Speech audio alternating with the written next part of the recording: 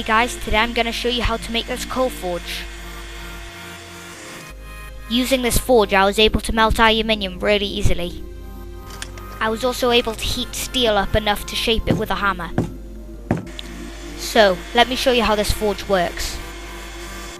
The fuel is obviously coal, and the air source is from this blower, and when you turn it on it blows air through this tube into this metal pipe and then through this copper pipe and up through the fire, giving it lots of heat.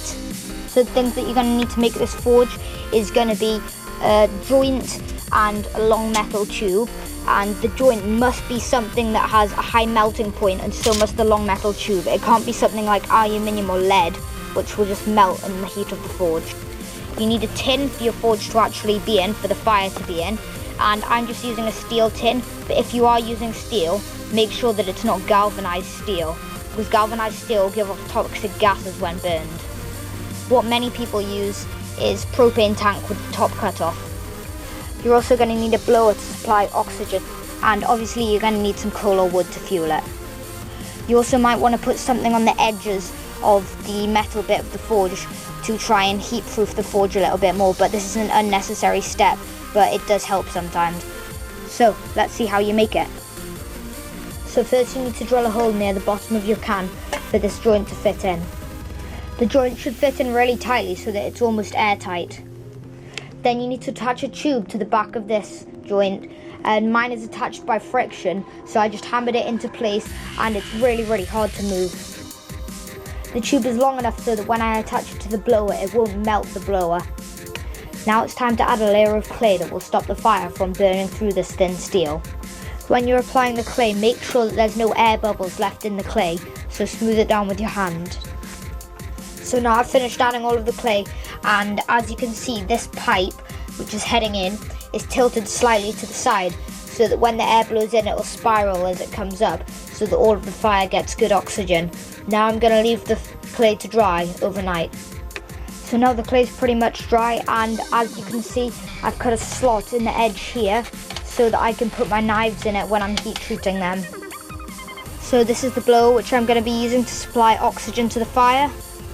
The nozzle fits tightly in there, and then the air goes down this tube and comes out there. Now all I need to do is make a fire and see how well this new forge can do.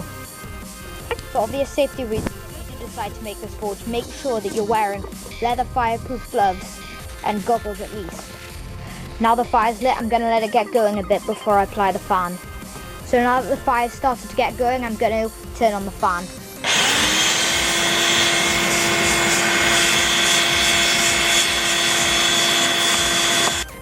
So now leave the fan on for a while until the fire starts to burn down to some embers, and then apply lots and lots of coal until it gets really hot.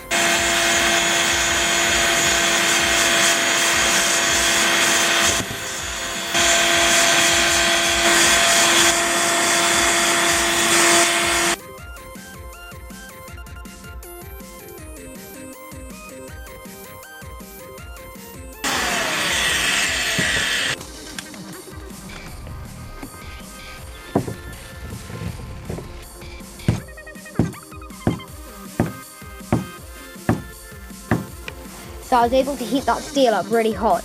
Now I'm going to try and melt some aluminium.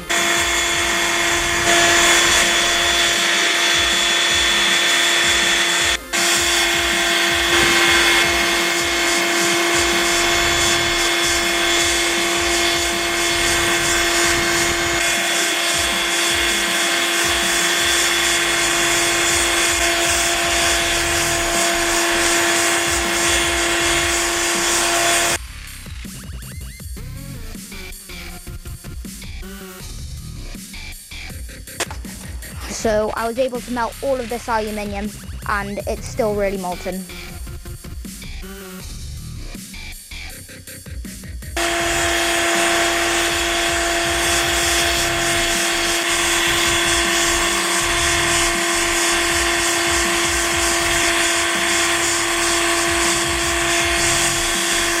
So I'm going to take the knife out now.